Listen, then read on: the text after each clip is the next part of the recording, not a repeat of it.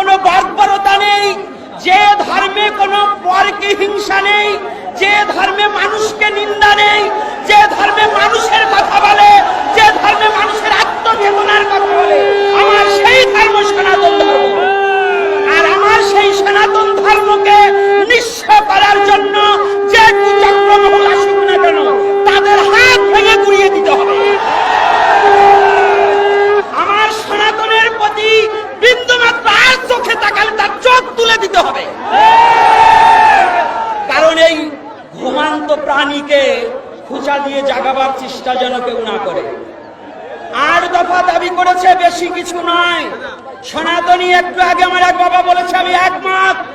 সনাতনী কখনো ভিক্ষার থালা হাতে নেয় না, সনাতনী কোনো কারো দয়ায় বাঁচে না। সনাতনী যুদ্ধ করে বাঁচতে শিখতে হবে, যুদ্ধ করে বাঁচতে শিখতে হবে। সনাতনী কারো দয়ায় নয়। যে জাতি দয়ায় বাঁচতে চায় না, যে জাতি ভিক্ষার হাত বাড়িয়ে দেয় না, তাদের প্রতি কেন এত নির্যাতন? শুধু আমি একটা কথা শুনেছি, আমি পূর্ববর্তী বক্তাদের একটা অনুরোধ করব, কোন সরকার নয়, কোন বছর নয়, কোন সাল নয়, ৭১-এর পর হইতে যতবার যে সরকার এসেছে, প্রত্যেক সরকার সনাতনীদের প্রতি নির্যাতন করেছে। শুধু কোন এক সরকার নয়। আপনারা জানেন 19 সালে নানুয়া দিঘির পাড়ে হনুমানের পায়ে নিজেরাই কোরআন রেখে যে মন্দিরগুলাকে ভেঙেছিল, যে সনাতনী যুবকদের হত্যা করা হয়েছিল, আওয়ামী লীগ সরকার তার বিচার করেনি।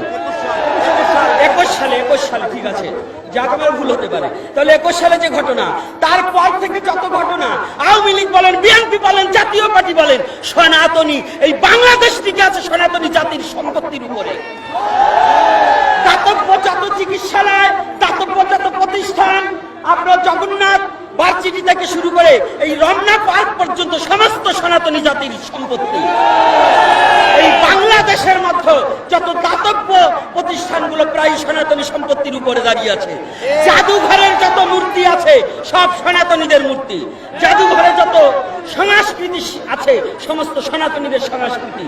এই সনাতনীর সম্পত্তি দিয়ে বাংলাদেশের 12 আনি চলছে, আর এই সনাতনী কেন এত নির্যাতন সহ্য করবে? কি কারণে?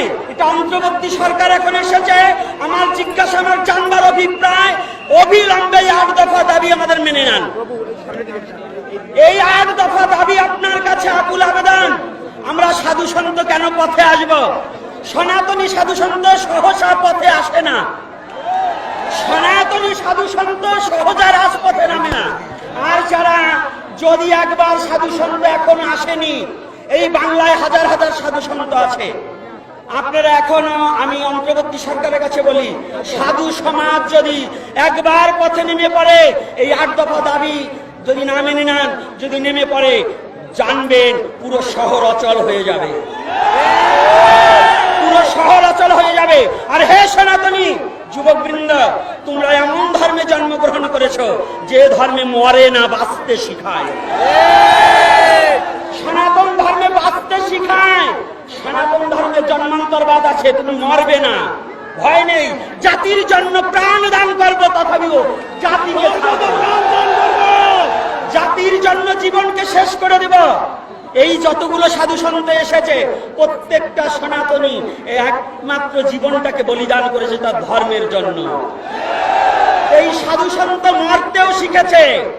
জানবেন সাধু সন্ত আর ঘরে বসে থাকবে না। আর যদিও কোনো সাধু সন্ত ঘরে ঘুমিয়ে থাকে, জানবে ওরা সনাতন ধর্মের সাধু নয়, ওরা পাচাটা কুকুর। যারা ঘুমিয়ে থাকবে আর সনাতনী স্বার্থে না জাগ্রত হবে, ওদেরকে ভালোবেসেও লাভ নেই। আজকে আপনারা যারা এসেছেন সাধু সন্ত বৃন্দ, আমি প্রত্যেকটা সাধুকে বলবো, এবং প্রত্যেকটা, আজকে আমার যুবক বাবাকে দেখে আমার খুব ভালো লাগছে, আনন্দ লাগছে। এমন করে কোথাও এত সমস্যা দেখা যায় না। তবে এমন নয়, আরো জাগতে হবে, আরো আসতে হবে। প্রতিটা প্রয়োজন বোধে 8 দফা দাবি না মানা পর্যন্ত প্রত্যেক মরে মরে রাস্তায় রাস্তায় আমরা শুয়ে পড়ব। আর একটা কথা আছে, আপনাদের কথা আমরা চলবো না। কথা হচ্ছে বাংলাদেশে আমার নলেজে আছে, আমি এর আগে একটা আলোচনায় বলে দিয়েছি ইউটিউবে, যদি আমি বাস্তব সত্য প্রমাণ না করতে পারি, আমি নিজে ফাঁসির দড়িতে ঝুলে পড়ব।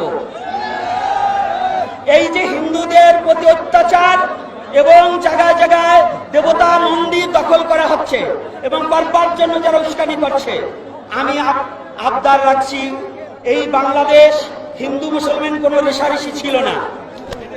হিন্দু মুসলমান পরস্পরে হিন্দু বাড়ি লাড়ু চিরা খেয়েছে অনেক মুসলমান। আমার হাতে আমি 20 জোড়া নারকেলের লাড়ু খাইয়েছি পূজায়।